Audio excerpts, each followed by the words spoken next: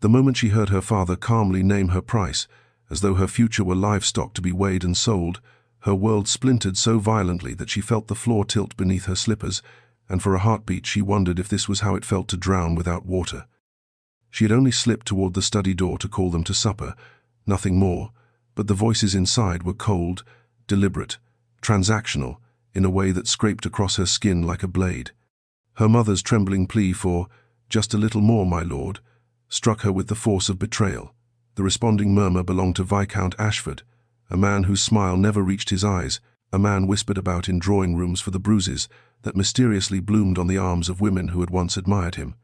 She pressed her hand to her mouth to stifle a sound, fear, disbelief, something between a gasp and a sob, as Ashford declared the bargain complete, funds to be transferred, her future to be delivered.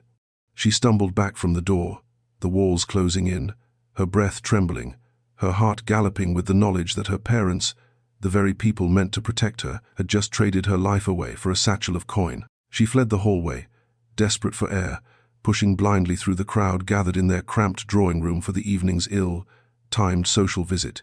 But the moment she reached the threshold, her body collided with something solid, immovable, and she would have fallen had a gloved hand not closed firmly around her arm.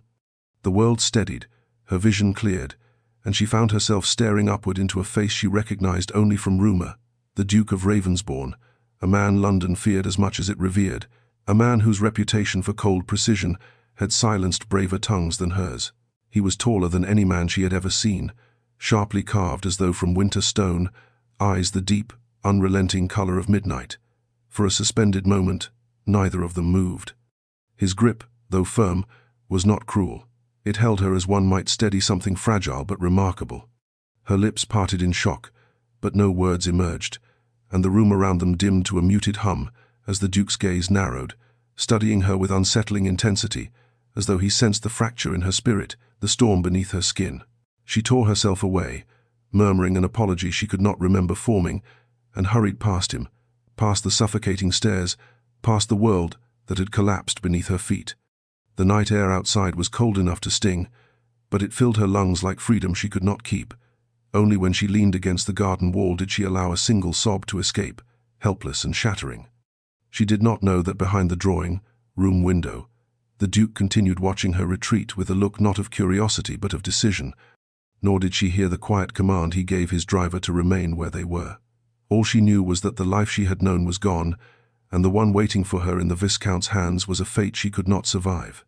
What she could not yet imagine was that the man whose eyes had frozen her breath, the Duke feared across London, had already decided that whatever bargain had been struck for her soul would not stand. The morning after the night that shattered her future dawned grey and heavy, as though the sky itself carried the weight pressing against her ribs, and every corner of London seemed to hum with whispers that something had shifted within its rigid social order. Though she had barely slept, she forced herself through the motions of breakfast, her parents behaving as though nothing extraordinary had occurred, as though she had not overheard her life being sold like a parcel of land, as though Viscount Ashford had not pressed his name across her destiny like a branding iron. She thought she might escape for a walk in the frozen garden, anything to keep her chest from collapsing inward, but the moment she opened the gate, she nearly collided again with the figure who had steadied her the previous night.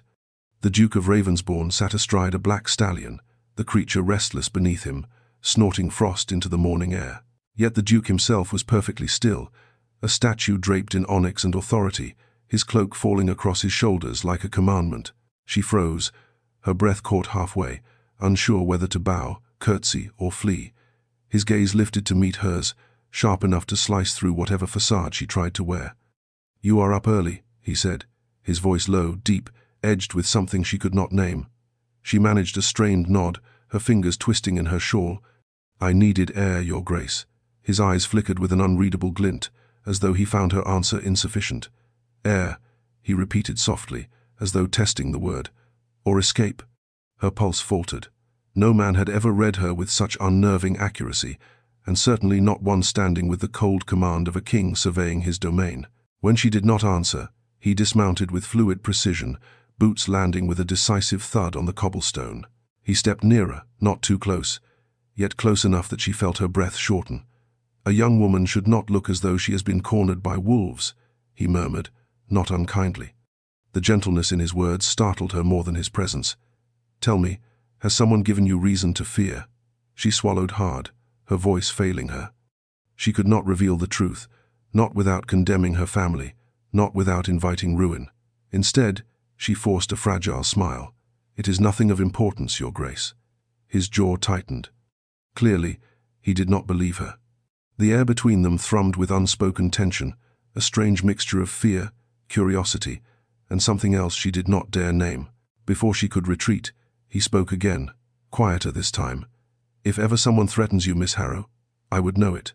The promise hung in the cold air like a blade. She stared at him, unsettled by the idea that a man known for his ruthless distance seemed to see through her, to care in ways she could not comprehend. And as he mounted his horse once more and disappeared down the frost-laced street, she felt a chill that had nothing to do with winter, because something far greater than her parents' betrayal had begun, and she sensed the Duke's sudden interest would alter her fate more completely than any bargain ever could. By late afternoon, the brittle calm of the household had begun to crumble, though her parents moved about as though preparing for a celebration rather than trying to hide the ugly truth she had overheard. Servants hurried through corridors carrying polished silver trays, freshly pressed linens, and arrangements of winter roses that could not quite disguise the stench of desperation clinging to the walls. She kept to the edges of the rooms, avoiding her mother's bright, brittle chatter and her father's stiff, overeager smile, but neither effort spared her from the moment she had been dreading. As she rounded the corner of the drawing room, she found Viscount Ashford standing alone near the window, his silhouette outlined against the pale afternoon light, his hands clasped behind his back in the casual posture of a man who believed the world, and everything in it, belonged to him. His head turned with slow, deliberate purpose as he sensed her presence, and the smile that curled his mouth sent a tremor down her spine. It was not warm, not gracious, but an expression sharpened by triumph and cruelty. He stepped toward her, each footfall soft but somehow echoing like a warning in the quiet hallway. "My dear," he murmured, his voice smooth as polished marble yet colder than winter stone. "I had hoped for a more enthusiastic greeting, considering all that has been arranged for us." She attempted to retreat, but he followed, closing the space with quiet precision until her back met the wall and escape became impossible. His hand rose, not to touch her, but to trail a fingertip along the carved molding beside her head, a gesture that felt more threatening than any physical contact. "You should know," he continued in a tone meant to pass as confident sweetness, "I do not take kindly to hesitation. Your family has accepted my generosity, and I expect what I have paid for to be delivered without complaint." Her breath caught, outrage and terror warring within her chest. She whispered that she was not an object to be purchased, but his smile only widened. "All women are commodities in one form or another," he replied softly, "but at least you have the fortune of belonging to a man of influence." Her stomach twisted, revulsion rising like bile, and she fought to steady her voice as she told him she wanted nothing to do with the arrangement. At that, the Viscount's expression shifted, the veneer of charm cracking to reveal something darker, sharper. His whispers turned venomous. "Do not test me, little dove. I can be persuasive." A chill slithered through her veins.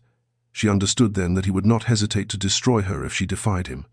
His parting words, promises of consequences, of debts unpaid, of futures sealed, hung in the air long after he strode away. She stood trembling, her fingertips pressed against the wall as if it were the only thing anchoring her to the earth. She did not hear the approaching footsteps until their shadow fell across hers. The Duke of Ravensborne stood at the far end of the corridor, his expression carved from storm and shadow, his gaze flicking to her pallor, to her shaking breath, to the retreating figure of the Viscount. Something ravenous sparked in his eyes, something that made her heart stutter. He did not speak, he did not need to. The promise in his silence was so fierce it felt like a shield forming around her, the unspoken vow that whatever the Viscount believed he had purchased, the Duke would not allow him to claim. The household bustled with forced gaiety that evening, as though her parents believed that drowning the day's ugliness beneath candlelight and chatter might conceal the cracks splitting their carefully maintained facade. Guests filed in for a gathering meant to celebrate an engagement that had not yet been formally announced, but whose shadow already clung to her like a noose. She drifted through the crowded ballroom, with the sensation of moving underwater, her smile brittle, her stomach knotted, her pulse frantic each time she caught a glimpse of Viscount Ashford watching her from across the room. He stood flanked by admirers, performing charm with the ease of a man who knew he already owned the prize he sought. She felt trapped, a painted figurine displayed for all to appraise, her fate sealed by signatures and coin exchanged behind closed doors. Her parents fluttered about her, whispering instructions, reminding her to be agreeable, to show gratitude, to remember her duty. The moment the musicians paused between songs and the room hushed, she sensed it, the shift in the air, the ripple that preceded a storm. Someone near the entrance gasped softly. Heads turned. Conversations faltered. And then the Duke of Ravensborne stepped through the double doors, the very sight of him slicing through the room's warmth like a blade forged of winter. He wore black, as always, but the glow of 100 candles cast sharp gold edges along his figure, making him appear both regal and dangerous, a man carved from power itself. His gaze swept the room, assessing, calculating, and when his eyes found hers, every thought fled her mind. It felt like being struck by lightning, silent, swift, impossible to ignore. He moved toward her with unhurried precision, each step possessing the controlled grace of a predator crossing into enemy territory. The crowd parted instinctively, guests stepping aside, not out of courtesy but out of something nearer fear, as though none wished to stand in the path of whatever intention hardened in his expression. The Viscount stepped forward, confusion flickering in his eyes, but the Duke did not so much as glance his way. Instead, he stopped before her, his voice carrying easily across the hushed room. "Miss Harrow," he said, his tone firm and resonant. "This arrangement," his gaze flicked briefly, disdainfully toward Ashford, "does not stand." A ripple of shock tore through the guests. Her breath hitched painfully, her heart thundering as the Duke continued without hesitation. "I will marry you," he declared, not as a request but as an unyielding decree.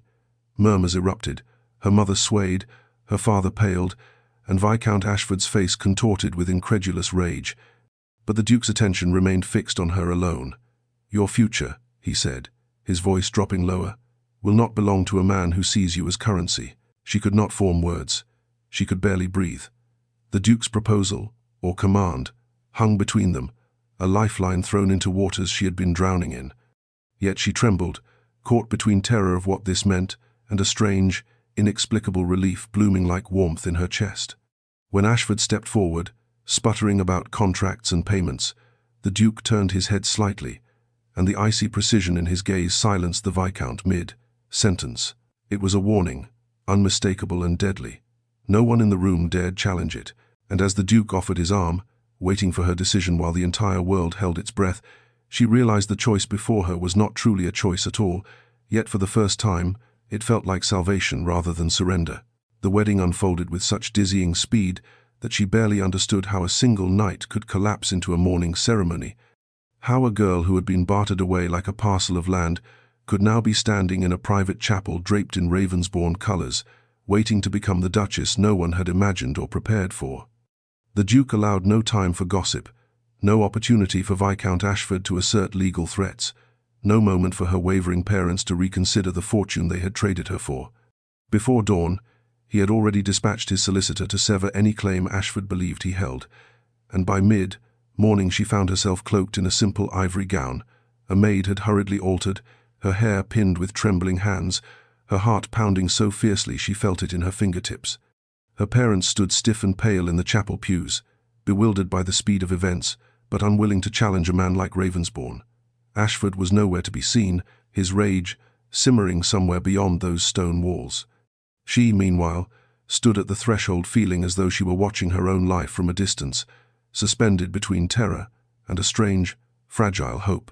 The Duke waited at the altar, tall and solemn, his posture so commanding that even the candles seemed to bend their flames in deference. No groom had ever looked less like a bridegroom and more like a sovereign making an irrevocable decree. Yet something in the way he watched her approach, steady, unflinching, intensely present, sent warmth curling through her chest. His eyes held none of the cold ownership she had seen in Ashford's gaze. Instead, they held a quiet, relentless promise she had no words for. When she reached him, he offered his hand. She hesitated only a breath before placing hers in his, surprised at how perfectly her fingers fit within his larger, steadier grasp. The ceremony began, the priest reciting vows that seemed to float somewhere above her head like drifting smoke, while her pulse roared in her ears. When it came time to speak, the Duke's voice shifted, deepened, softened, not much, barely a shade, but enough to strike her heart like a bell. "I vow to stand between you and all harm," he said, the words not required by any tradition, spoken not for the guests, but for her alone. Her breath trembled. She repeated her vows with a voice she barely recognized, soft, uncertain, but resolute. And just like that, it was done. The priest blessed their union. The small congregation murmured polite astonishment, and she found herself the wife of the most feared man in London, her fate irrevocably altered. Afterward, the Duke escorted her to the carriage waiting outside, but unlike the bold certainty he had displayed in the ballroom, he kept a careful distance now, never touching her beyond what duty required, never speaking more than necessary. The ride to Ravensborne Hall was silent, save for the rhythmic clatter of wheels, each turn of the road pulling her farther from the life she had known. And yet, as the towering estate came into view, its dark stone walls rising like a fortress against the winter sky, she felt the faintest flicker of belonging, inexplicable and unsettling. She had no idea what awaited her within those walls, only that this marriage, born from desperation and decree, would shape her world in ways she could scarcely imagine. Ravensborne Hall swallowed her whole the moment she stepped through its great doors, its vastness so overwhelming that she felt as though she had wandered into a cathedral carved from shadow and silence rather than a home meant for living. The entrance hall alone could have housed her family's entire dwelling twice over, with marble floors that gleamed like frozen water and portraits of solemn ancestors watching her from gilded frames, their expressions stern, assessing, perhaps even disappointed. Servants lined the walls in disciplined rows, their gazes carefully respectful yet edged with curiosity, for none of them had expected the Duke to marry, and certainly not with such haste or to someone whose name carried no weight among the aristocracy. She stood still, her fingers twisting in her gloves, feeling painfully small beneath the vaulted ceiling, and when she turned toward her husband for reassurance, she found him already striding ahead with long, purposeful steps, offering no guidance or words to anchor her. Dinner that evening revealed just how foreign this new world was to her. The dining hall stretched endlessly, a polished table running through its center like the spine of some ancient creature, set with crystal and silver that sparkled beneath the chandelier's cold light. The Duke sat at the far end, an ocean of gleaming wood separating them, his posture impeccable, his expression unreadable. She tried to speak, to bridge the distance with polite conversation, asking how long the estate had been in his family, whether he enjoyed riding in the mornings, if he had traveled much beyond London, but each attempt earned only a brief nod, a soft murmur, or a clipped, neutral answer that revealed nothing of the man she had married. His silence was not hostile, merely impenetrable, as though every word he spoke cost him something he had long ago vowed not to spend. With each passing minute, the quiet grew heavier, settling around her shoulders like a weight she could not adjust or escape. When the final course was cleared away, the Duke rose with the same measured grace he carried into every moment, pausing only long enough to incline his head toward her. "If you require anything," he said, his tone politely distant, "Mrs. Whitcomb will assist you. She oversees the household. No husbandly warmth, no gentle reassurance, only practical instruction spoken by a man accustomed to keeping the world, even his own wife, at arm's length." She stood as he departed, watching the long dark of his coat vanish into the corridor, leaving her alone with the echo of footsteps swallowed by stone. Only then did she realize just how profoundly their marriage rested upon foundations she did not understand, his past, his reputation, the secrets woven into these hallways. And as she wandered the dim corridors guarded by ancestral eyes, she could not shake the cold certainty that Ravensborne Hall held as many mysteries as the man who inhabited it, and that she had married into a life whose truths would not reveal themselves easily nor gently. In the days that followed her arrival, she began to understand that Ravensborne Hall carried not only the Duke's authority, but also the heavy, echoing imprint of his past, a past whispered about by servants who knew how to keep their voices low and their stories half-formed, as though speaking them fully might disturb something sleeping within the walls. She did not seek gossip, but fragments reached her regardless, mentions of a duel fought at dawn on a mist-laden field, of a young woman once promised to him who had never made it to the altar, of a brother whose portrait hung in the west corridor, with eyes so eerily reminiscent of the Duke's that she felt a ghost had turned to regard her whenever she passed. One afternoon, while exploring the endless hallways, she came upon the library, a cavernous room filled with the scent of leather bindings and the faint musk of disuse, its windows framing a storm, dark sky. There, she found the Duke standing motionless before a portrait of the very brother she had heard in hushed rumors, his face softened by shadows that revealed lines of quiet torment she had never imagined on a man so controlled.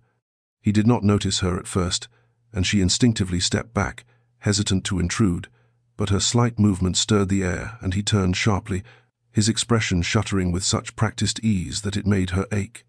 She apologized for interrupting, though her voice felt too loud in the heavy stillness, and he replied only with a curt nod, as though any display of emotion had been a lapse he was determined not to repeat.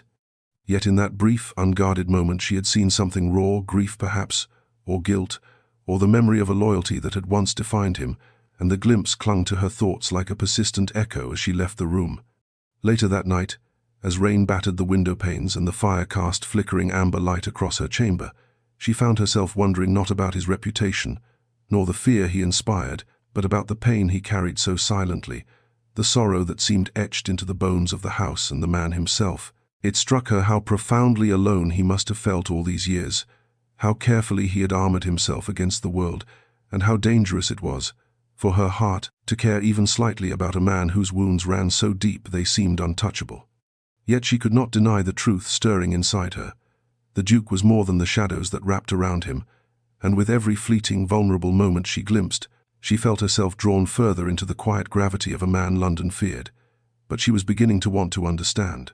The strain of the past days finally took its toll on her body, though she had tried to hide the trembling in her hands and the lingering dizziness each time she rose from her chair, convincing herself that it was nothing but nerves, and the oppressive weight of living under a new name in a house filled with silent expectations.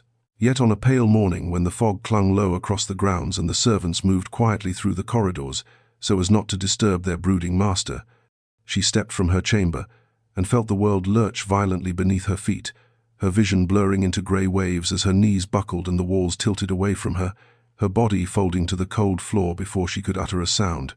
Voices became distant, muffled, as though echoing from the bottom of a well, and for a moment there was only darkness and the frantic drum of her heartbeat until she felt arms, strong, steady, unmistakably his, lift her as though she weighed nothing. The Duke's voice cutting through the haze with a fear-laced authority she had never heard from him, commanding someone to fetch the physician, ordering servants aside when they crowded too close, his tone stripped of its usual icy composure and replaced with something raw, almost desperate. She drifted in and out of awareness, catching fragments of his low voice. "You will be all right. Just breathe. Do not leave me." Words so gentle they seemed unreal, spoken by a man who battled tenderness as though it were an enemy.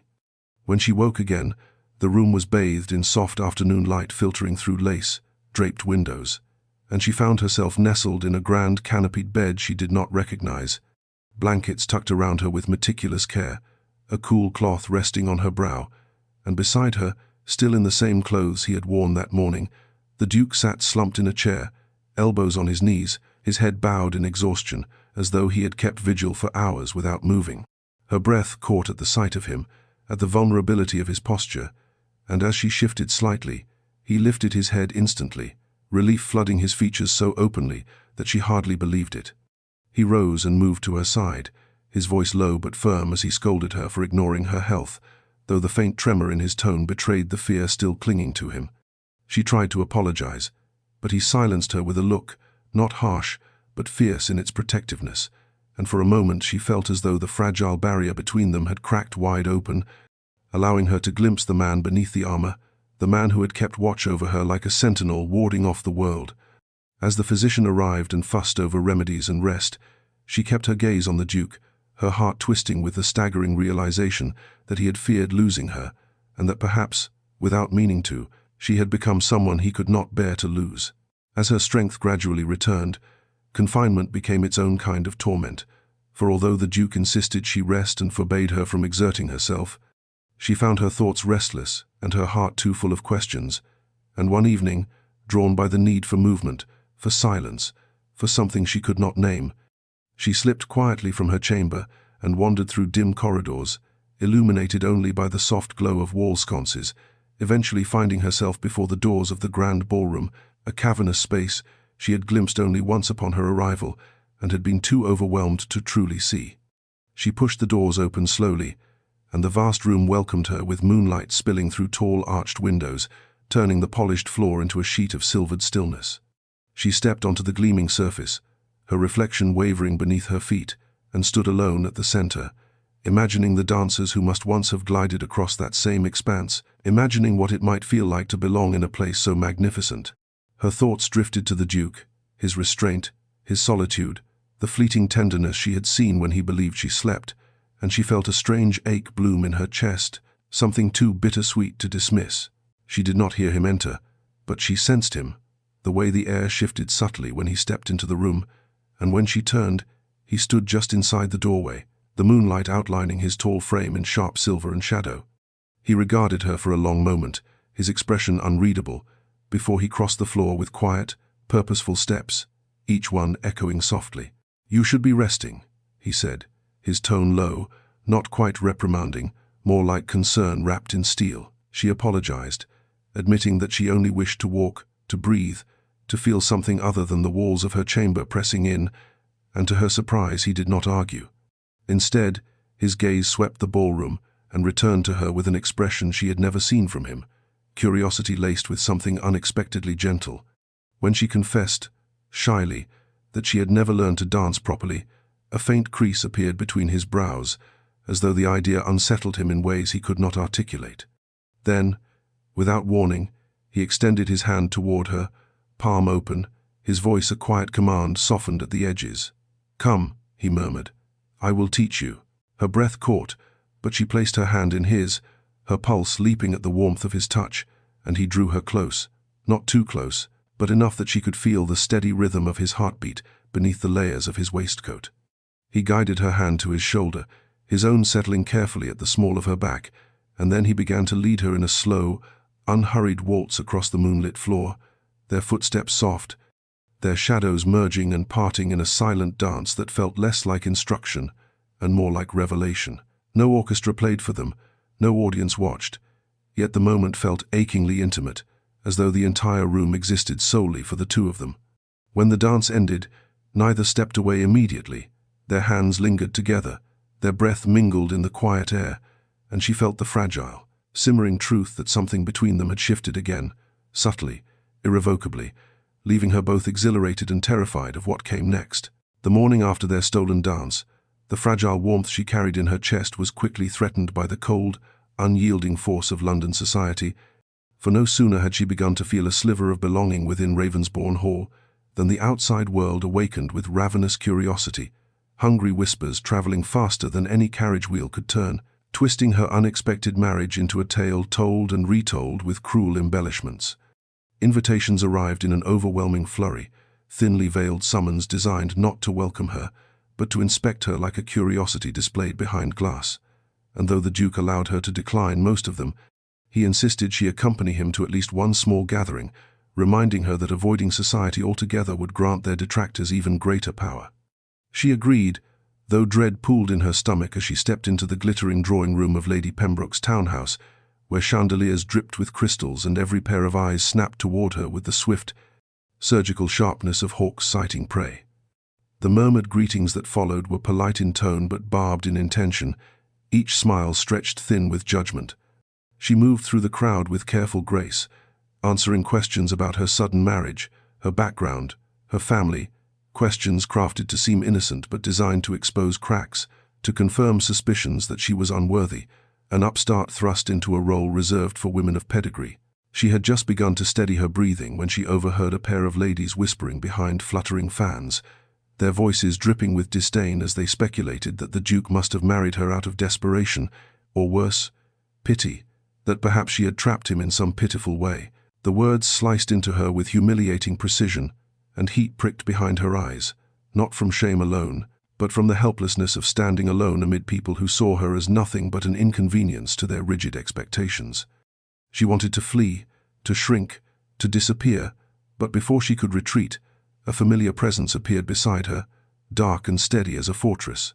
The Duke slipped into the conversation with the silent confidence of a man who commanded every room he entered, his gaze sweeping over the offenders with a calm so lethal it chilled the air.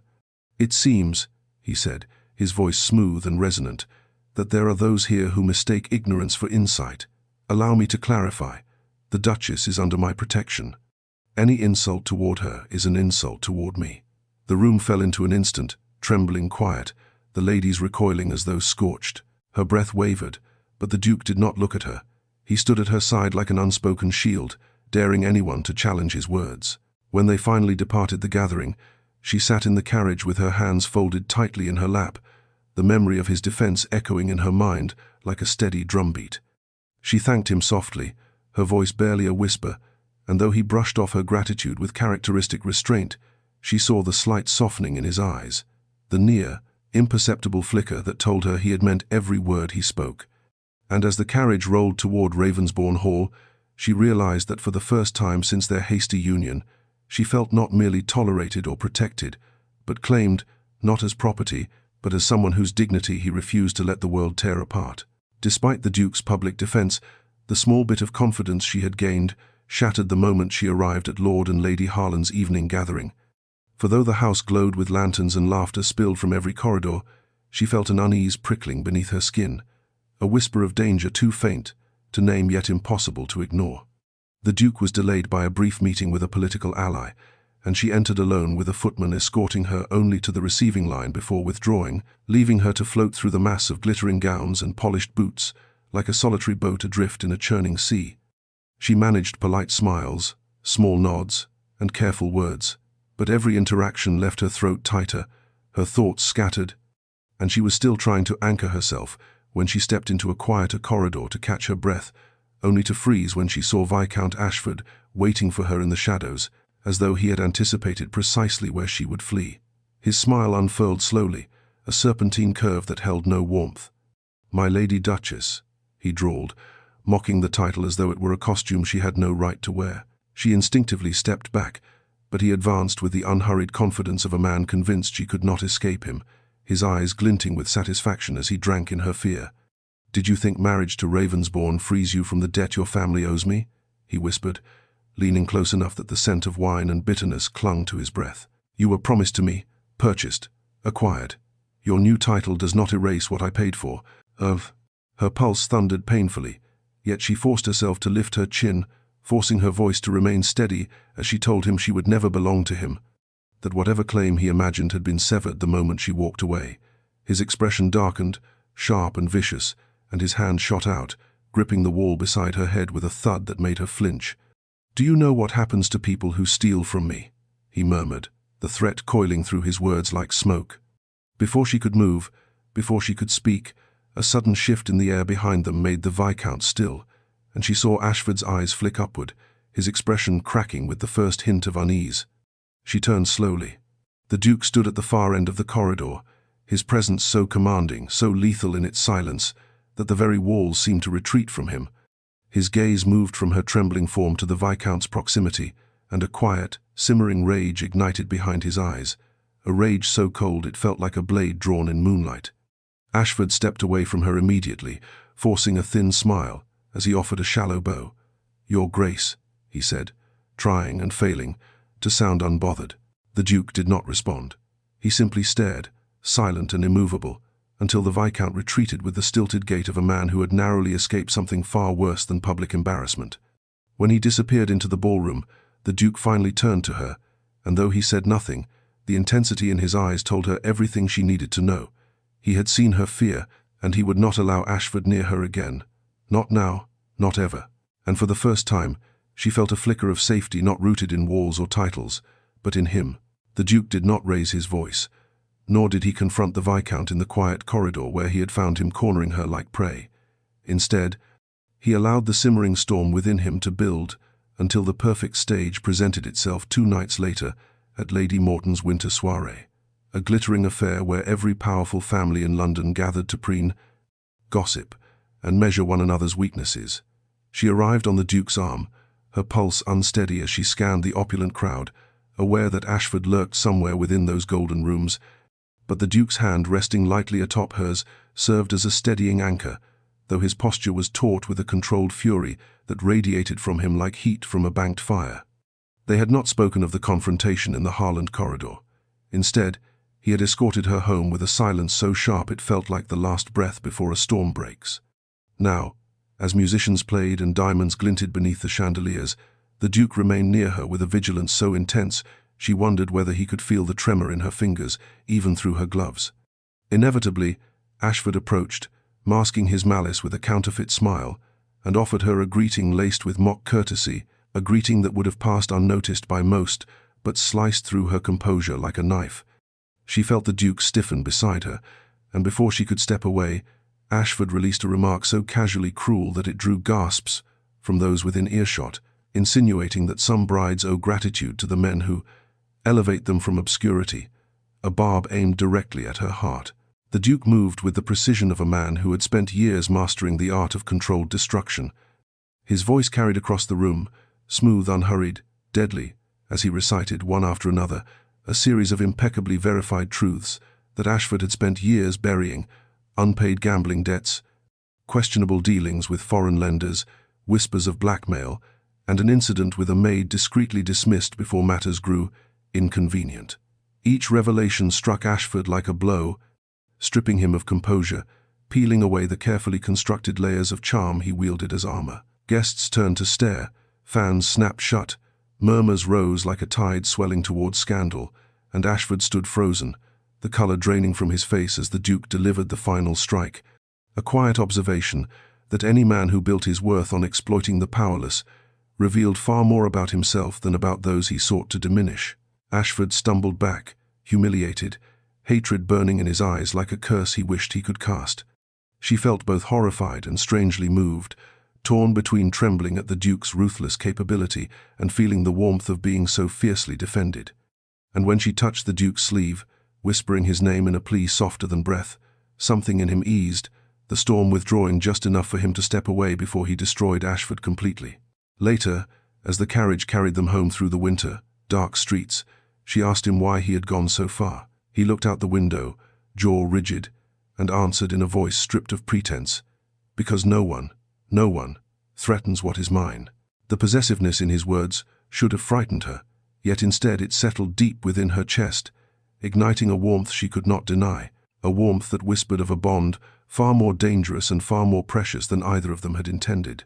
The house slept in heavy silence that night, the kind that settles over grand estates after midnight, when the last lanterns have been extinguished and only the faintest glow of embers remains to keep the shadows company. And though she had returned from Lady Morton's soiree with her nerves frayed and her thoughts tangled like threads, sleep refused to claim her. Instead, she found herself drawn toward the faint crack of golden light spilling from beneath the door of the Duke's study, a light that flickered with a weariness she felt in her own bones. She hesitated before entering, but something deeper than curiosity urged her forward, and when she stepped inside, she found him seated behind his desk, coat discarded, waistcoat loosened, a half-empty glass of brandy resting beside a stack of unopened correspondence.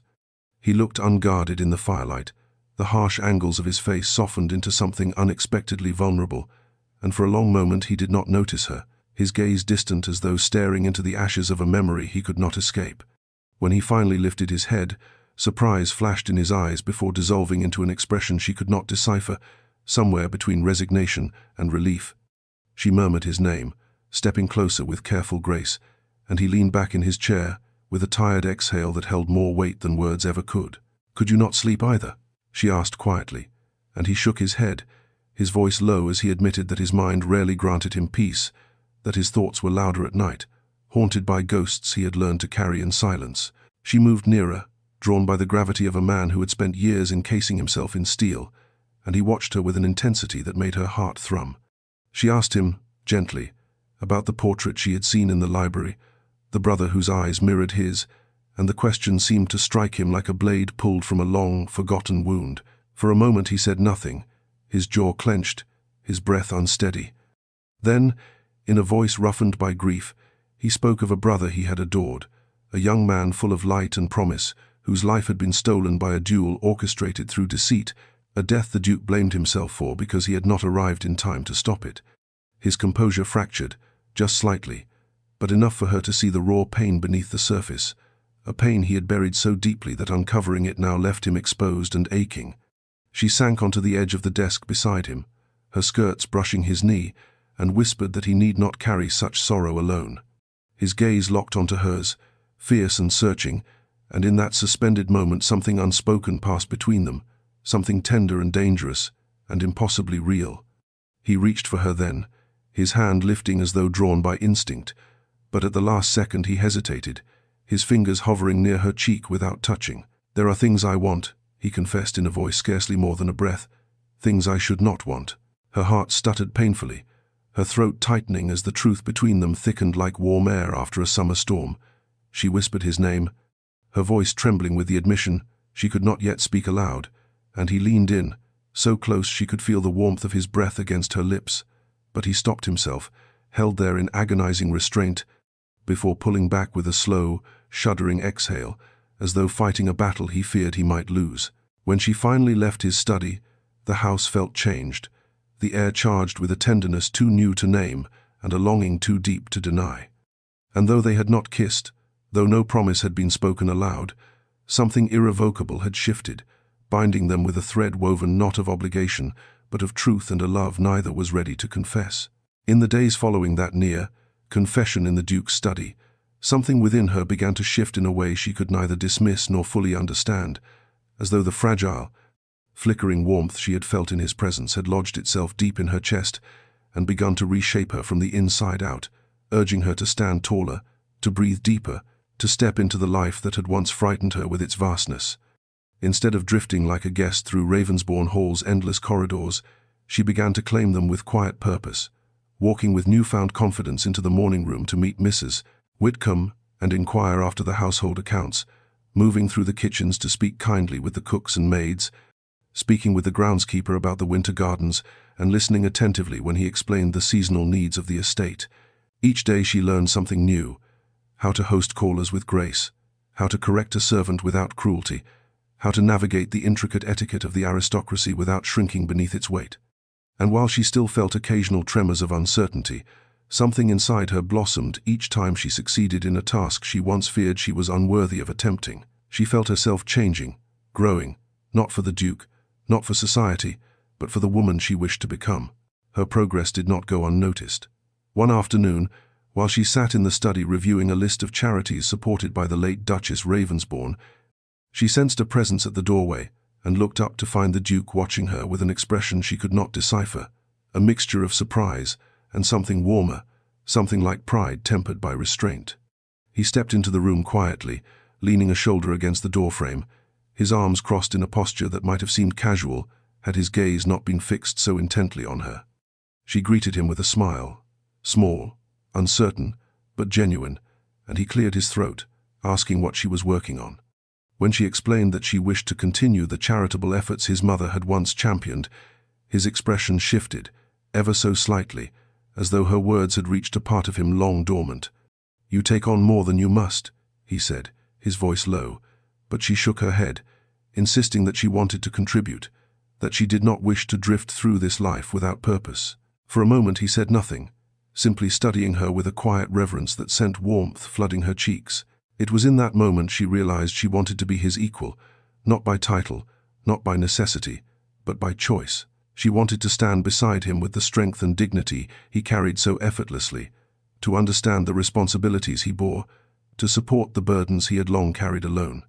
And though he tried to hide it, she sensed that her growth unsettled him in ways he had not anticipated, not because he feared her strength, but because he feared how deeply he was beginning to rely on it. As she left the study that afternoon, the awareness lingered between them like a promise yet to be spoken. She was no longer the frightened girl sold for coin. She was becoming a duchess in truth, and the Duke was beginning to see her not as a responsibility, but as a partner, perhaps even as the woman fate had intended for him all along. Her newfound strength was tested sooner than she could have imagined, for just as she began to feel as though Ravensborne Hall were a place she could inhabit without shrinking, the past, she had tried so hard to outrun, arrived at its doorstep in the form of her parents, uninvited, unannounced, and utterly unchanged in the selfish desperation that had shaped every decision they had made before casting her toward a future she never chose. She encountered them in the grand entrance hall, their figures small against the towering marble columns, her mother wringing her gloved hands with theatrical anxiety, while her father straightened his worn coat, as though preparing for negotiations rather than a reunion with the daughter they had betrayed. Her stomach tightened painfully, memories flooding back in jagged flashes, the overheard conversation, the exchange of coin, the way they had not once looked upon her with regret when she confronted them after the Duke interrupted her arranged fate. Now, as she approached with slow, steady steps, her mother rushed forward with an embrace that felt hollow and choking, murmuring endearments she had not spoken in years, while her father's eyes darted around the hall, taking in the opulence with thinly veiled hunger. She stepped back, distancing herself from the cloying falseness of their affection, and asked them, plainly, firmly, why they had come. Her father cleared his throat, attempting to summon paternal authority that no longer held sway over her, and explained that recent circumstances had placed them in need of additional funds they believed the Duke would surely provide as a show of goodwill toward the family who gave him his bride. The words struck her like a slap, each one dripping with entitlement and presumption, and something within her snapped with a sharp, decisive clarity. She told them she was not a parcel to be exchanged, not a commodity whose value rose and fell with their fortunes, and that their attempt to extract more from her new life was an affront to the very dignity they had stolen from her. Her mother's eyes filled with wounded theatrics, accusing her of ingratitude, while her father's tone turned sharper, warning her that refusing them would bring shame upon her name. The threat ignited a fire in her chest, not of fear this time, but of righteous anger she had spent her entire youth suppressing. Before she could respond, the Duke stepped into the hall with the silent, commanding force of a storm cloud drifting across a summer sky, his gaze cutting instantly through the tension. Her parents stiffened, bowing awkwardly, but he did not acknowledge the gesture. Instead, he focused solely on her, his eyes asking a question he did not voice. She lifted her chin, met his gaze, and spoke the truth she had been choking on for years. Her parents had sold her, and now they sought to profit from her again. Something darkened in the Duke's expression, not rage, something colder, sharper. He addressed her parents with quiet authority, informing them that any attempt to extort the Duchess of Ravensborne would result in legal consequences far greater than they understood, and that they would leave immediately with no expectation of further support. Her parents sputtered, flailed, and pleaded, but the Duke did not waver, and she, standing at his side, spine straight, heart trembling, realized that for the first time in her life, she was defended not because she was property, but because she mattered. When the doors closed behind her fleeing parents, she felt both lighter and raw, a wound finally cut open to heal properly. The Duke remained beside her, silent but steady, and though he did not reach for her, the air between them felt like a vow. In the quiet days that followed her parents' departure, the atmosphere within Ravensbourne Hall shifted in ways so subtle yet so profound that she often found herself pausing mid-task, mid-thought, simply to absorb the strange new harmony that seemed to hum beneath the surface of her life, as if the house itself recognized the severing of the last thread, tying her to the past that had wounded her so deeply. She awoke each morning with a steadier breath, with a sense of place that no longer trembled under doubt, and as sunlight streamed through her chamber windows, she felt, not fully safe, not fully certain, but rooted, as though the ground beneath her feet finally belonged to her rather than being borrowed or fragile. The Duke, too, seemed subtly altered since that confrontation in the hall, though he still carried himself with the same quiet command, the same ironed restraint. There was a difference in the way he regarded her, as though he were memorizing the woman emerging before him and struggling to reconcile her strength with the frightened girl he had married in haste. He seemed to watch her more now, not with suspicion, but with a quiet awareness, an unsettling attentiveness he tried, and failed to disguise whenever she caught him studying her across a room. Her own transformation unfolded gradually but unmistakably. She began to take her place within the estate with a confidence she had not known she possessed. When disputes arose among the staff over scheduling or resources, she handled them with a calm diplomacy that surprised even herself, and when Mrs. Whitcomb hesitated to relinquish certain responsibilities, the Duchess insisted with gentle firmness that she wished to share in the running of her home. The Duke observed these interactions with a growing, reluctant admiration, often standing at the threshold of a room without announcing himself, as though fearful that if he stepped too close, he might disrupt the delicate alchemy taking shape. Even at meals, still held at that impossibly long table, the silence between them no longer felt cold or awkward. Instead, it carried a strange warmth, the soft hum of something unspoken yet undeniably present, as though each shared glance, each exchanged word, wove threads of connection far stronger than either dared acknowledge aloud. One evening, when the sun melted into gold across the western windows and cast the gardens in a warm haze, she ventured outside to walk among the roses newly pruned for winter. She expected solitude, but the Duke appeared moments later, hands clasped behind his back, posture formal yet softened by an expression she could only describe as hesitant curiosity. They walked side by side in silence, but it was not an uncomfortable one. Rather, it felt like a language of its own, two people learning the contours of companionship without needing to force it. When she remarked softly that Ravensborne Hall was beginning to feel like a place she could call home, something shifted in his eyes, a flicker of emotion quickly guarded but impossible to miss. "It is your home," he replied, his voice low, steady, almost gentle, "and it will become whatever you wish it to be." The words, simple as they were, struck her deeply, settling into her heart like a truth she had been waiting to hear. And as they continued walking beneath the fading light, she realized their marriage had turned a quiet, irrevocable corner, not into passion, not yet, but into partnership, into possibility, into the first fragile bloom of something that felt very much like the beginning of love. The morning air carried the cool bite of approaching winter, crisp enough to sting her cheeks as she stepped into the courtyard where her mare awaited, hooves shifting restlessly against the cobblestones, and though she had only recently begun her riding lessons, she felt an eagerness to prove that she could master something that belonged so inherently to the world she had married into. The Duke had been absent at breakfast, summoned, according to Mrs. Whitcomb, to a brief meeting with the estate steward, and she took his absence as a small blessing, for she wished to ride without feeling the weight of his gaze, that piercing attention that both steadied and unnerved her in equal measure. The groom helped her mount, offering gentle reassurance, and for the first few minutes she rode with steady confidence, guiding her mare along the gravel path that wound through trimmed hedges and drifting golden leaves.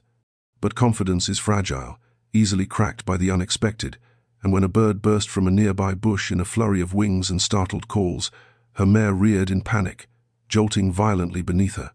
She tried to hold the reins steady, tried to remember every instruction she had been given, but the world spun as the horse lurched sideways, and before she could gather breath or balance, she was thrown, collapsing onto the cold, packed earth with a force that sent pain searing through her ankle and left her gasping, her vision mottled with white.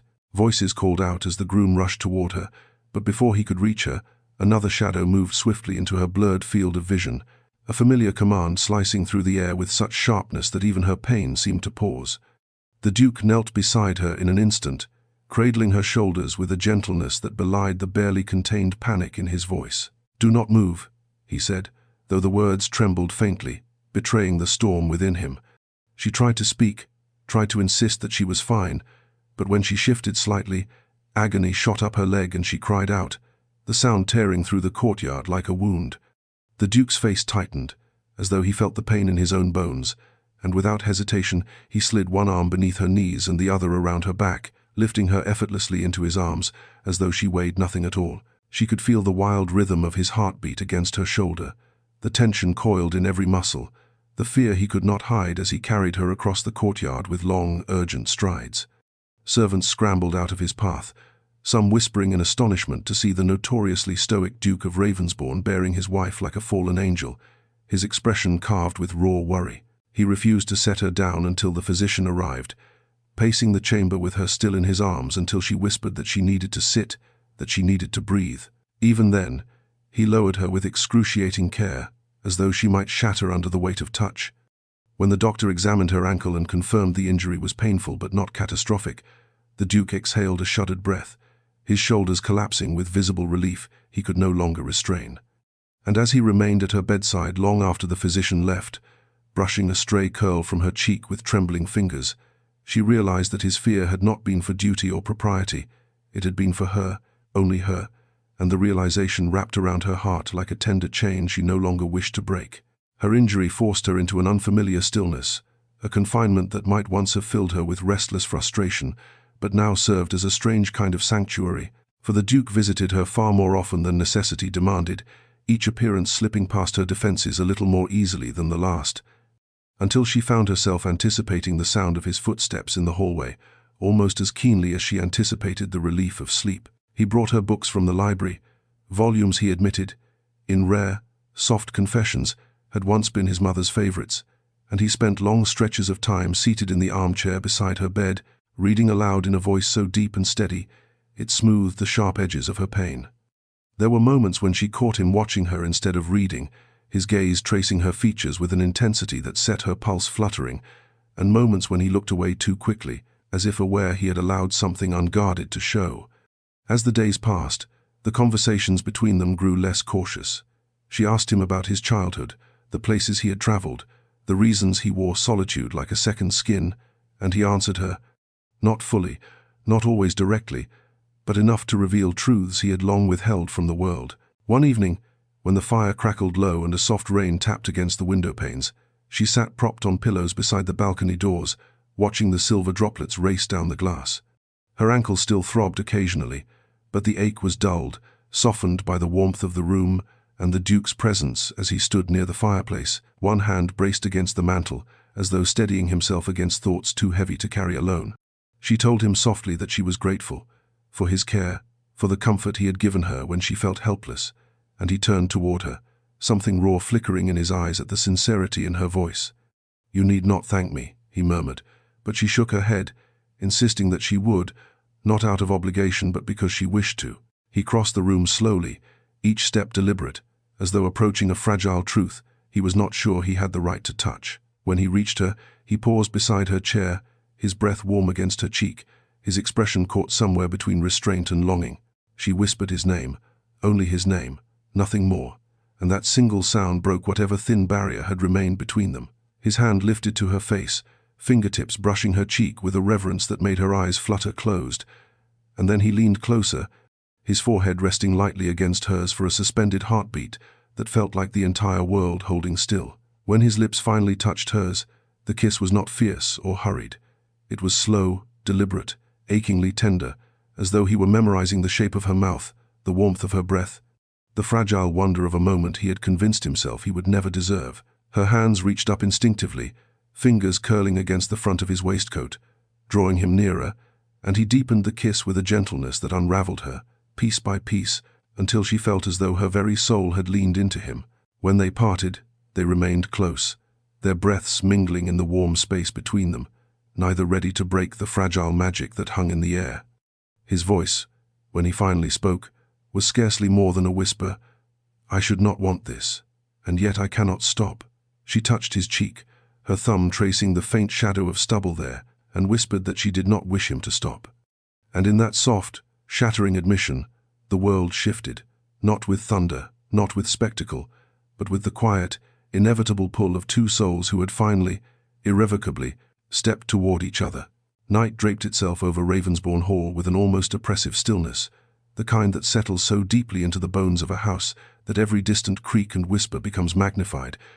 And though she had drifted into a light sleep after the Duke kissed her goodnight and extinguished the last candle, she woke hours later with a jolt, a faint sound she could not name, tugging her violently from dreams.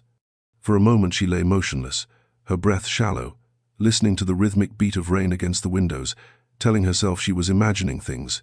But then she heard it again, sharper this time, a scrape of metal, the thud of something shifting, the almost imperceptible sound of a footfall attempting to remain silent. Fear crawled slowly up her spine. She pushed herself upright, her injured ankle prickling with discomfort, and strained to see through the dim room lit only by embers glowing faintly in the hearth.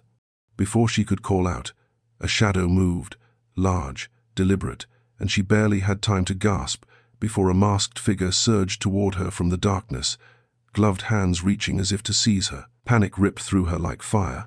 She stumbled back, knocking over the small table beside her bed, the crash echoing far too loudly in the silence, and the intruder lunged again, his movements swift and purposeful, revealing intentions far more sinister than simple theft. Her cry, sharp and terrified, split the air, and in the very same heartbeat the door to her chamber burst open with violent force. The Duke appeared, eyes blazing with a fury sharper than any weapon, his silhouette framed in lightning from the hallway window, as though summoned by the storm itself. The masked man spun toward him, blade glinting faintly as he slashed out, and the Duke moved with a lethal precision that stole her breath even in her terror. Steel met flesh. She could not tell whose at first, followed by the guttural sound of impact as fists collided, bodies crashed against furniture, the room erupting into chaos. The intruder swung wildly, grazing the Duke's arm with a knife, drawing a line of dark crimson across his sleeve, and she let out a strangled plea as the Duke stumbled, but only for a moment. He recovered with terrifying speed, pinning the man against the wall with a force that made the portraits tremble. "Who sent you?" he roared, voice raw, animalistic, a side of him she had never seen unleashed. The intruder wrenched free, slamming a shoulder into the Duke, and darted toward the balcony doors. Rain gusted in as he vanished into the storm, leaving behind shattered glass, overturned furniture, and the metallic scent of blood hanging heavy in the air. She sank to the floor, trembling violently, but the Duke was at her side in an instant, dropping to his knees despite the blood running down his arm, his hands gripping her shoulders with a mixture of desperation and relief that left her breathless. "Are you hurt?" he demanded, scanning her as though expecting her to crumble beneath his touch. She shook her head, tears gathering as the shock overtook her, and he pulled her into his chest, one arm wrapped tightly around her while the other pressed against the wound on his arm. The hall erupted with the voices of startled servants rushing toward the commotion, but in that moment, none of it mattered. Not the storm, not the danger, not the blood, only the terrifying certainty that she had nearly been lost, and that the Duke, bleeding and shaken, had thrown himself into the jaws of danger to protect her without hesitation. And as she clung to him, trembling in the aftermath, one truth echoed through her with devastating clarity. She could not bear the thought of a world without him in it.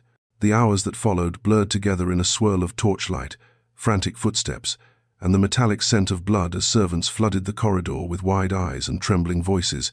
Yet all she could see, all she could cling to, was the Duke slumped in a chair beside her bed, while the physician pressed cloth after cloth against the gash in his arm, muttering about the depth of the wound and the dangers of exertion. But the Duke, jaw clenched and eyes fixed solely on her, behaved as though the physician were nothing more than an irritating breeze, insisting over and over that she was unhurt, that she was safe, that nothing else mattered. She tried to argue, tried to tell him that he was the one bleeding, that he was the one whose strength waned each time he exhaled, yet every time she spoke, he looked at her with a fierce tenderness that stole her breath, a tenderness she had glimpsed in rare fragments but never so openly, never so devastatingly. When the physician finally stitched the wound and wrapped his arm with careful precision, ordering him to rest, the Duke nodded with the obedience of a man who had no intention of doing any such thing. As soon as they were alone, he attempted to stand, perhaps to check the locks, perhaps to guard the room himself, but the moment he shifted his weight, pain ripped through him, and he faltered, forcing her to rise, despite the dull ache in her ankle, and guide him back to the edge of the bed with trembling hands. "Please," she whispered, her voice breaking in a way she could not control. "Sit. Let me care for you." The request seemed to pierce him more deeply than the knife had.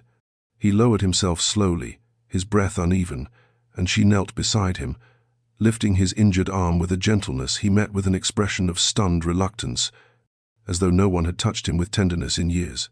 She tried to steady her hands as she checked the bandage for bleeding, but tears blurred her vision, falling hot against her cheeks.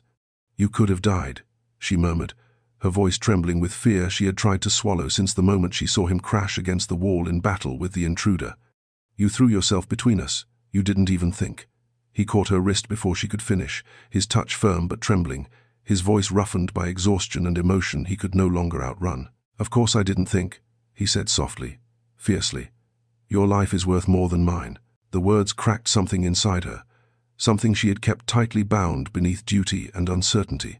She lifted her free hand to his face, fingertips brushing the line of his jaw, and the Duke closed his eyes, leaning into her touch as though surrendering to a truth he had long denied. When he opened them again, the storm she had always seen there had softened into something unbearably vulnerable. "I cannot lose you," he whispered, the admission slipping out like a secret he had fought for months. Her heart surged painfully, and in that moment she knew, with the clarity of a bell ringing through fog, that whatever bound them now was no longer obligation, no longer circumstance, but something deep and terrifying and precious. She pressed her forehead to his, her breath mingling with his, and held him as though anchoring him to the world, because for the first time she fully understood. He had bled for her, and she could not imagine a future in which his heartbeat did not echo beside hers. The next morning dawned with a hollow quiet. the kind that settles after a storm when the world is still deciding how much damage has truly been done. And though she barely slept, she rose before the servants could knock, drawn by a restless need to understand the danger that had invaded her chamber and nearly stolen her life. The Duke remained in the adjoining room, refusing to allow the physician to confine him to bed, his injured arm bound tightly but his posture rigid with barely contained fury, a storm brewing beneath every practiced breath. When she stepped into the room, he turned toward her so abruptly that the candlelight flickered, revealing dark shadows under his eyes, not from pain alone, but from the sleepless vigilance of a man who had spent the night surveying guards, interrogating sentries, and demanding answers. She approached him carefully, the hem of her nightrobe whispering across the floorboards, and asked whether they had found anything, any clue, any trace of the intruder. His jaw tightened, his voice low and clipped as he explained that his men had searched the grounds and questioned every servant. The attacker had vanished into the storm with uncanny precision, moving like someone accustomed to stealth, someone who had studied the halls, someone who had not targeted a random household but had come for her specifically. A cold dread unfurled in her stomach. Before she could speak, the steward arrived breathless and uneasy, carrying a torn scrap of fabric found snagged on the hedges near the southern gate. Fine wool, dyed a deep, unmistakable blue, embroidered with a crest she recognized instantly. Ashford's. Her breath caught violently, as though a hand had closed around her throat. The Duke took the fabric with trembling restraint, his gaze darkening into something lethal, a fury so cold it seemed capable of freezing the very air around them. "He dared," the Duke whispered, the words sounding less like speech and more like a vow spoken from the depths of a man pushed past every limit. She felt herself sway with the weight of it, not shock, not disbelief, but a quiet horror that her past had not merely followed her into this new life, but had crashed violently through the door to destroy it. Ashford had not been humiliated into silence, he had been wounded into vengeance, and she had been the target he chose to reclaim his pride. The Duke turned toward her then, his expression fierce, protective, but threaded with fear, even if he tried desperately to hide it. "I will end him," he said, voice steady but edged like a blade. She stepped closer, her hand brushing his uninjured arm, grounding him with a touch so gentle it nearly undid him. "You cannot face him with rage alone," she whispered, her voice breaking despite her resolve. "If you fight him on his terms, he wins." Her words halted him, if only for a breath. The tension between them hung heavy, thick with the knowledge that this threat would not fade, that it would demand choices neither of them were prepared for. But as she met his gaze, seeing not the feared Duke of Ravensborne but the man who had bled for her, she understood that she was no longer a frightened girl running from fate. She was part of this battle now, part of him, and the path ahead, no matter how dark, was one they would walk together.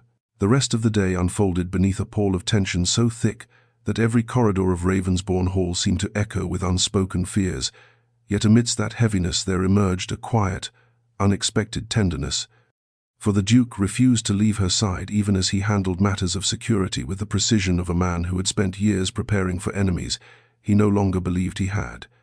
And she, shaken but no longer broken, found herself reaching for him in ways she once would have never dared, asking questions not from fear, but from a deep desire to understand the man who had nearly died for her. When evening arrived, the staff retreated, the halls dimmed, and the storm beyond the windows softened into a steady drizzle. She and the Duke found themselves in the small sitting room adjoined to her chamber, a space rarely used, filled with soft chairs and the gentle glow of a solitary hearth. The Duke sat before the fire, his injured arm resting on a pillow she had placed there against his objections, and she settled beside him, close enough that her knees brushed his, but not so close that she feared overwhelming him. For a long while they said nothing, the crackle of flames speaking louder than words, until she finally whispered the question that had haunted her since the previous night. "Why didn't you call for help before coming to me? Why risk yourself so entirely?" The Duke's jaw tightened, his gaze fixed on the fire, but his answer came without hesitation, stripped of all the shields he usually wielded. "Because the thought of something happening to you, something I could have prevented, was more unbearable than the thought of being wounded." The rawness of his confession struck her breathless, and she felt emotion swell thick in her throat, her hand trembling slightly as she reached for his. He looked down at their joined fingers with a mixture of longing and disbelief, as though unsure that he had the right to such contact.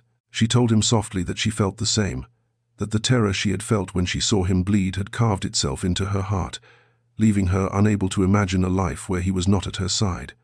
The Duke inhaled sharply, closing his eyes for a moment, as if the weight of her words pressed directly into his chest. When he opened them again, the storms she had always seen swirling within him had cleared just enough to reveal something painfully vulnerable.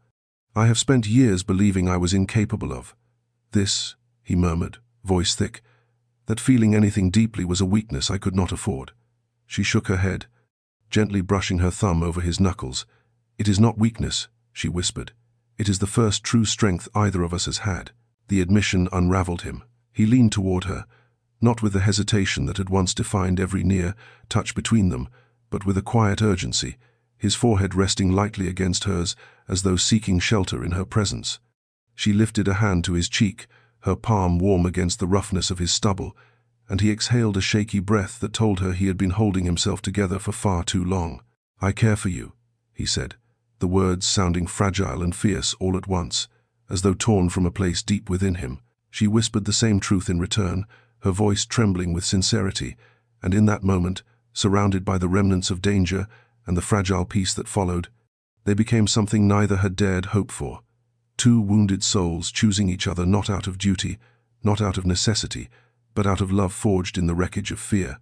The next morning brought a fragile calm, but beneath it lay a sharp, unyielding tension that neither of them could ignore.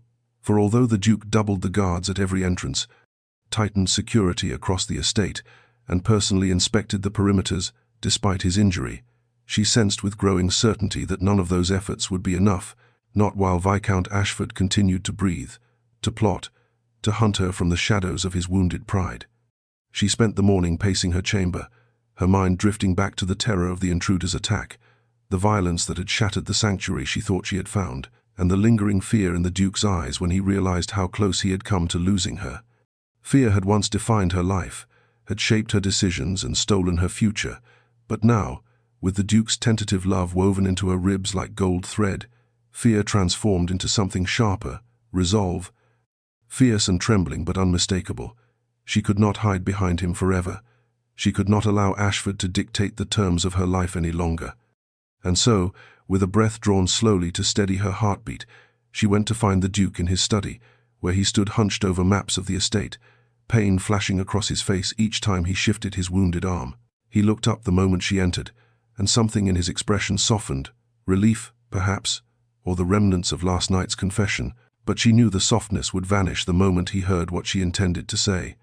She approached him with quiet steps, stopping close enough that she could feel the warmth radiating from him, and told him her plan in a single breath. She would allow Ashford to find her. The Duke froze, as if the world had stopped moving.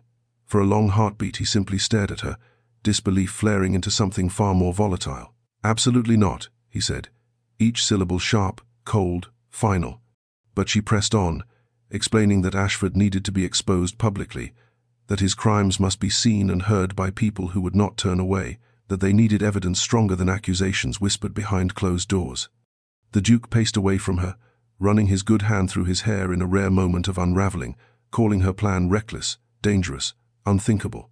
Yet she followed him, her voice steady despite the tremor in her hands, insisting that she would not live in fear, that she could not bear to hide behind steel and shadows while a man like Ashford walked freely, plotting the next attempt on her life. When she finally reached him, placing her hand against his chest, she felt his heart pounding like a war drum beneath her palm. "I am not asking to face him alone," she whispered. "I am asking to face him with you."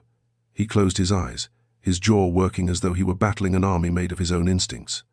And when he spoke again, his voice was low, shattered by the weight of a choice he never wanted to make. "I cannot lose you," he said. "Not for a moment, not for a plan, not for anything." She stepped closer, cupping his face in her hands.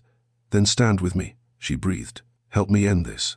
The silence that followed vibrated with anguish and love intertwined, until finally, slowly, painfully, the Duke nodded, his forehead resting against hers in surrender. He would allow the trap to be set, not because he believed in the plan, but because he believed in her. The night chosen for the gathering arrived draped in a sense of anticipation so sharp it felt like the entire estate had inhaled and refused to exhale.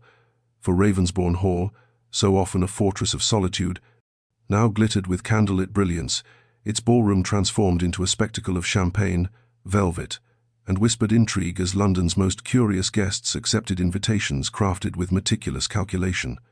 They came adorned in jewels and silks, unaware that beneath the glamour lay a carefully woven snare meant to expose a predator masquerading as a gentleman. She descended the grand staircase with her spine straight, her breath steady, her gown a cascade of soft gold that shimmered like armor under the chandelier's glow.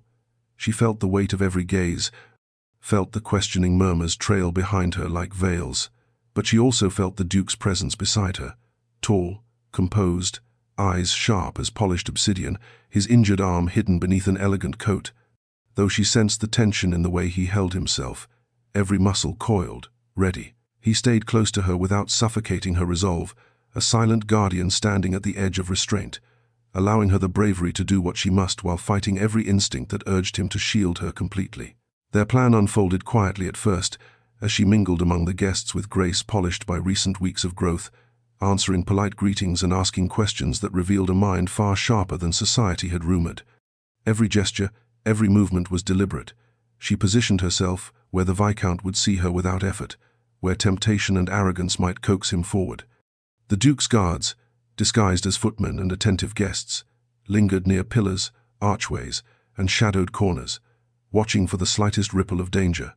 She felt the pulse of fear beneath her ribs, quick, insistent, but beneath it burned a fire of purpose, a determination to reclaim what Ashford had stolen the moment he tried to buy her future. When the Viscount finally appeared, the air shifted.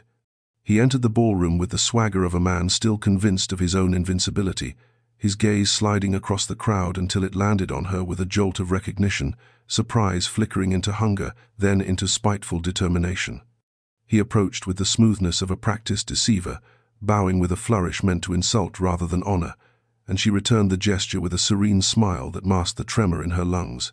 She led him subtly toward a quieter alcove, never alone, never beyond the watchful eyes of hidden guards, engaging him in conversation that lulled him into the belief that she was no longer beyond his reach. He spoke venom wrapped in velvet, probing her for fear, but she gave him none. Instead, she told him clearly, firmly, that whatever he once believed he owned had never belonged to him.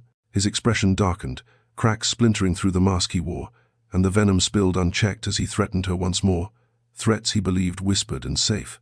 But they were not. The Duke stepped forward then, emerging from the crowd with a calm that sliced through the room like winter wind, and when he repeated the Viscount's vile words for all to hear, word for word, tone for tone, gasps rippled through the ballroom. Guests turned, fans lowered, eyes widened. The Viscount's mask shattered completely, panic flooding his face as he realized too late that he had walked directly into the trap laid at his own feet. And in that suspended moment, the truth that had once lurked in shadows now blazed unmistakably in the golden light. Ashford had condemned himself. Chaos erupted the moment the Viscount realized the trap had closed around him, though he tried at first to smother his panic beneath the brittle facade of a smile too sharp, too strained, a smile that cracked further each time he noticed the widening ring of guests drawing back, as though his very presence soiled the air. It was the Duke who stepped forward with the unhurried precision of a man accustomed to commanding the battlefield. Though tonight's battleground was a ballroom gilded in gold and judgment, he recited, in a voice smooth enough to chill blood, each detail of Ashford's crimes, not whispered rumors but verified truths drawn from investigations the Duke had quietly reopened, documents he had uncovered through allies who owed him favors, and testimonies from servants and tradesmen Ashford believed too insignificant to ever betray him. The Viscount sputtered, denied, lashed out with insults that only sealed his condemnation, and when he attempted to storm past the Duke, perhaps desperate to flee before his world collapsed entirely, two of Ravensbourne's disguised guards stepped swiftly into place, blocking his escape with subtle but unmistakable force. Guests murmured, their shock crackling like dry leaves beneath boots, and she watched, breath trembling, as Ashford's fury twisted into desperation. He turned toward her with wild eyes, spitting accusations that she had ensnared the Duke, that she had manipulated the entire evening, that she was nothing more than a schemer who had climbed above her station. His words struck her like blows, dredging up old wounds, but they had no power anymore. She lifted her chin, meeting his snarling rage with a stillness she could not have summoned months ago, and said only that she feared no truth he spoke because he possessed none. Her voice did not waver. The Viscount's hands curled into fists, the tendons on his neck straining with the force of his anger. Yet before he could take a single step toward her, the Duke moved, not with violence, but with a mastery of presence so absolute that the entire room seemed to shrink around him. "Touch her," he said softly, "and it will be the last mistake you ever make." The Viscount hesitated, and in that hesitation, small, wavering but damning London society saw him for what he was, a coward masquerading as a gentleman. The arrival of the magistrate, summoned earlier by the Duke and waiting discreetly nearby, sealed the Viscount's fate. Witness after witness stepped forward, people she had never met but who had suffered under Ashford's manipulation, sharing accounts of debts, threats, and ruined livelihoods. His crimes spilled into the open like a gutted beast, each revelation carving deeper into the facade he had polished for years. He was placed under arrest before the horrified eyes of the aristocracy he had so desperately sought to impress, his hands bound, his reputation shattered, his future stripped bare. As he was escorted out, he cast one final, venomous glare toward her, a glare she met without flinching, not because she was unafraid, but because she was no longer alone. The moment the doors closed behind him, a hush fell across the ballroom, a hush filled not with fear, but with the palpable shift of power reclaimed. She felt the Duke's presence beside her even before he touched her. His hand brushed the small of her back, guiding her gently, protectively, and when she looked up at him, his gaze burned with something deeper than triumph, something tender, fierce, utterly devoted. In that golden, breathless moment, she realized that the downfall of the Viscount was not merely an end, it was the beginning of a future no longer haunted by shadows.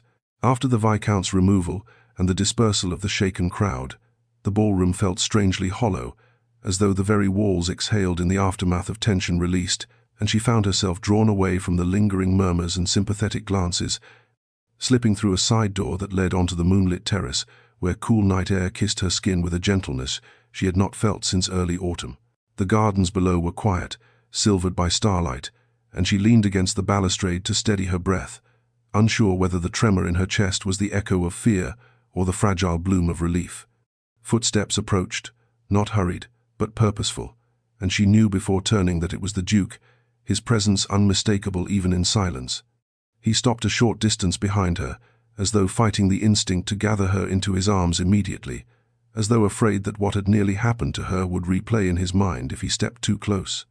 She turned slowly, meeting his gaze, and the sight of him, shoulders tense, jaw set, the faint sheen of exhaustion and lingering fury in his eyes, struck something deep within her. "You should be resting," she said softly, but the Duke shook his head with a rough exhale, closing the remaining distance in 3 long strides. Before she could speak again, he reached for her hands and held them with an intensity that made her pulse race, his thumbs tracing the lines of her knuckles as though committing them to memory. "I could have lost you," he whispered, the words trembling despite the iron in his voice. "I stood in that room surrounded by people, watching that man spit venom at you, knowing what he'd tried to do, knowing how close he came to." He broke off, jaw clenching, eyes burning with a torment she had never seen so nakedly displayed.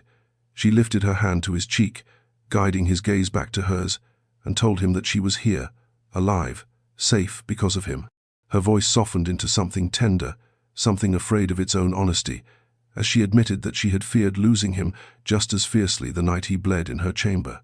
The rawness of that confession struck him like a blow.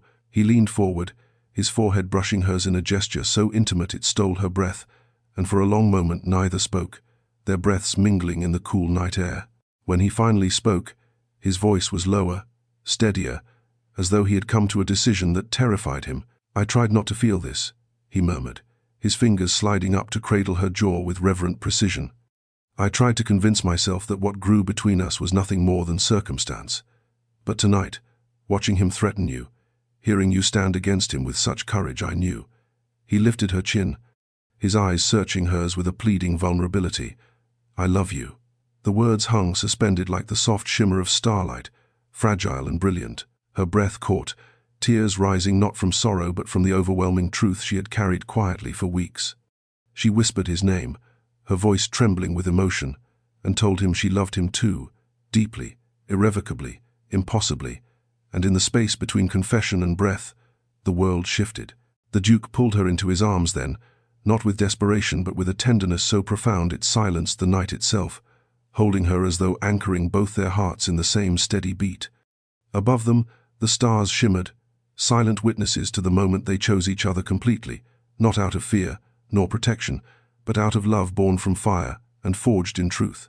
The days that followed their confessions unfolded with a gentleness so new, so exquisite, that she often woke uncertain whether she was still dreaming, for the Duke, who had once spoken with the reserve of a man carved from polished stone, now moved through their shared world with a softening she felt, rather than saw, a quiet transformation that revealed itself in fleeting touches, lingering glances, and the rare, unguarded smiles that curved his lips only when he believed she was not looking. Their breakfast shifted from stiff, echoing silences to warm exchanges of murmured conversation, his eyes lifting from the newspaper whenever she spoke, his attention so complete it made her breath catch. He accompanied her during her walks in the gardens, slower now to match her healing ankle, his hand never straying far from her lower back, as though guiding her through both the paths and the new terrain of tenderness between them.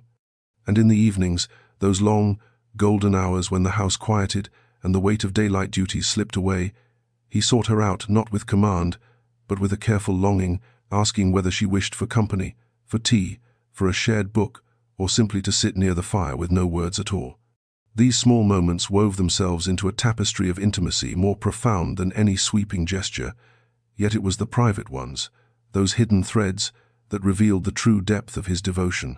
One such moment came on a rain-soaked afternoon when the sky darkened early, casting Ravensborne Hall in a brooding glow. She had been seated in the music room, practicing a simple melody on the pianoforte, her fingers hesitant but growing steadier with each repetition. The Duke appeared in the doorway, silent and motionless, watching her with an expression she could not immediately read. For a moment she feared she was disturbing him, but when she paused, he shook his head and crossed the room with slow, deliberate steps. "Please," he said softly, "do not stop." She resumed playing, aware of his presence settling behind her like warm gravity. When she stumbled over a difficult transition, she winced, but before she could apologize, he reached forward, so carefully it startled her, and placed his hand gently atop hers on the keys. His touch was warm, steady, guiding rather than correcting. "Again," he murmured, his voice deep and low beside her ear. She played the phrase once more, this time flawlessly, buoyed by the quiet certainty he lent her. When the final note faded, she turned toward him, finding him closer than she expected, his eyes soft, unguarded, full of quiet pride. "You underestimate yourself," he said, and though his tone was composed, she heard the tremor of emotion beneath it.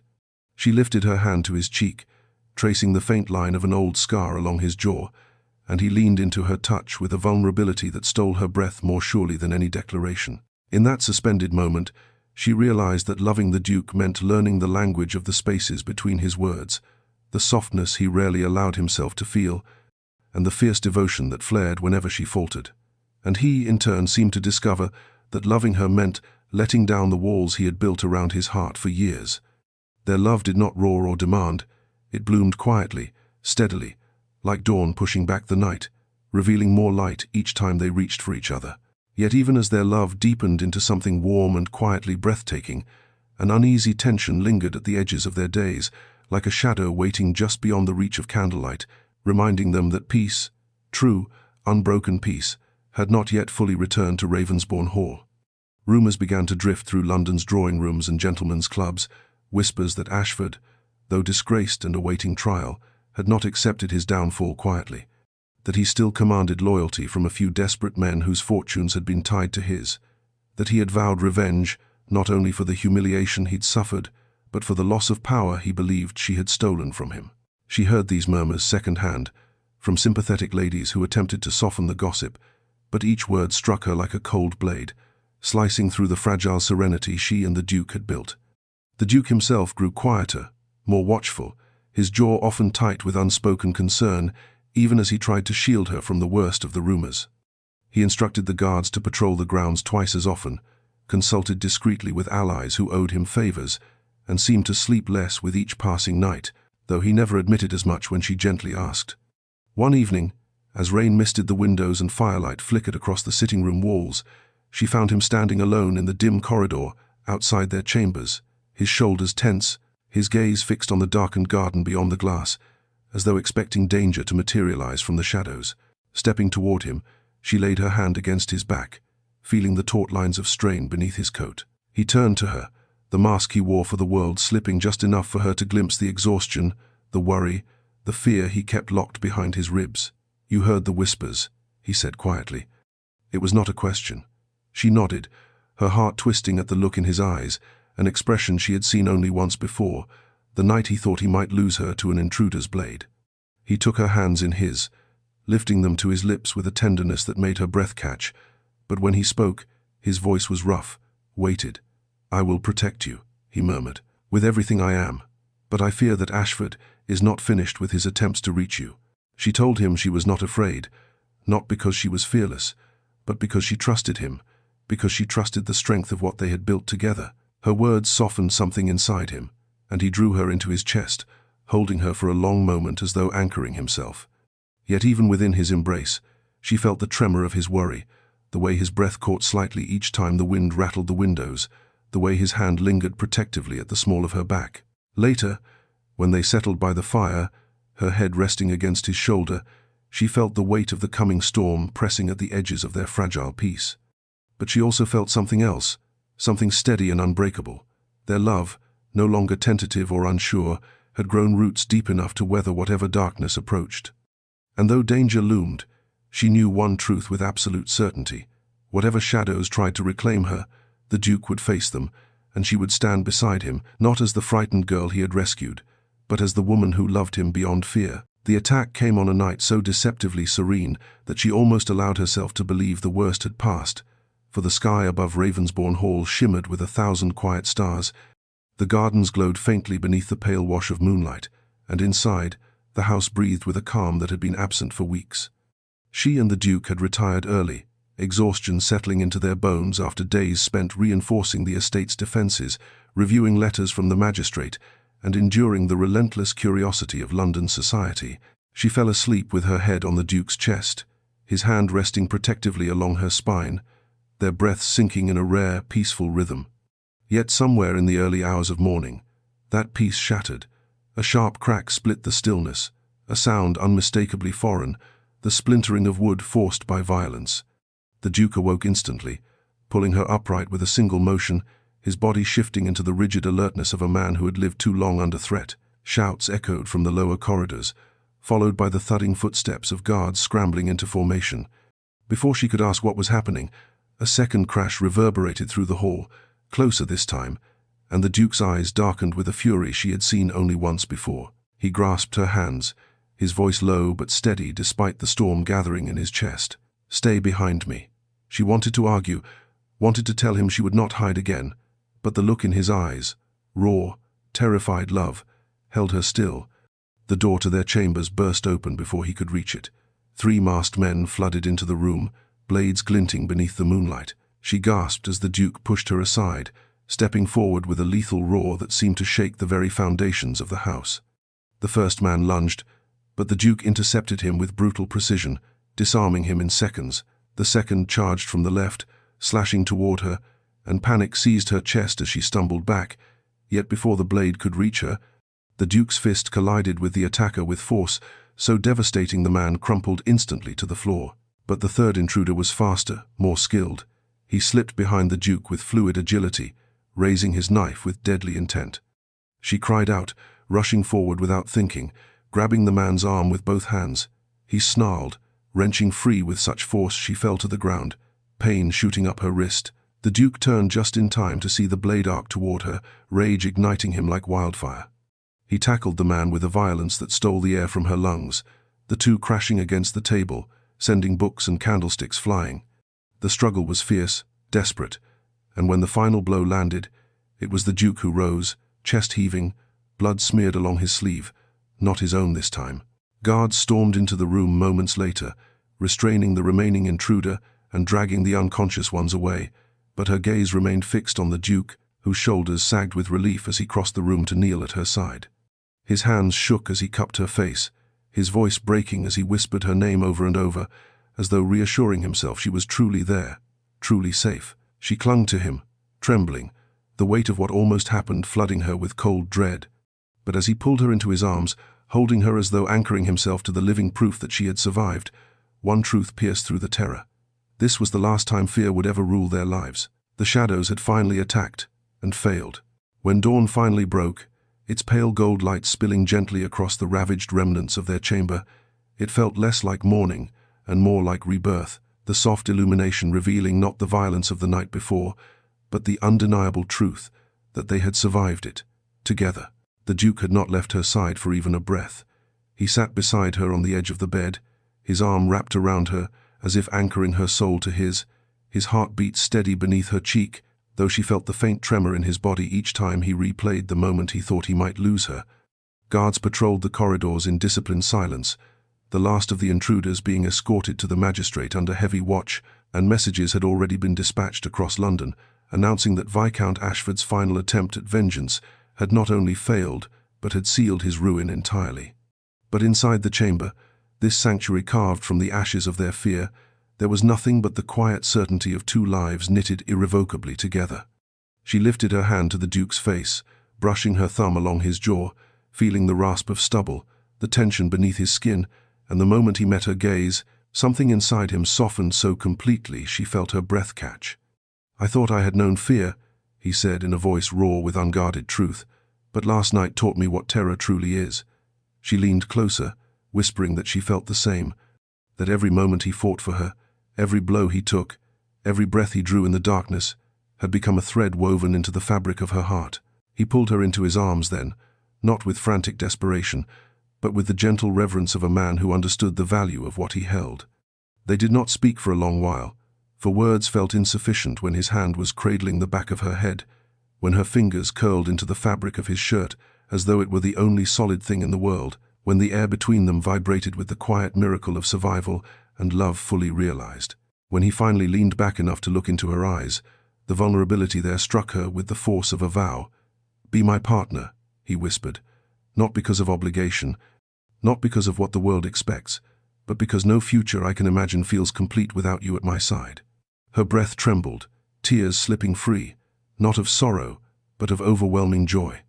She told him she would stand with him in all things, in peace and turmoil, in light and shadow, not as a duchess crafted by circumstance, but as a woman who chose him freely, fiercely, forever.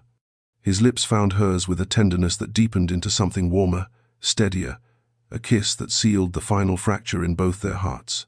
Later that morning, as they stood on the terrace overlooking the mist-laced gardens, the estate quiet beneath the rising sun, he wrapped his arm around her waist and drew her close. Below them, servants moved with renewed purpose. Above them, the world stretched wide and open, no longer looming with threat, but shimmering with possibility. For the first time, she saw her future not as something taken from her, or arranged without her consent, but as something she had fought for, claimed, and reshaped in her own image, hand in hand with the man she loved. And as the warm light embraced them both, she understood that the story of her life no longer began with what had been stolen from her, but with what she had reclaimed, her heart, her freedom, and a love strong enough to withstand every shadow that dared to rise against them.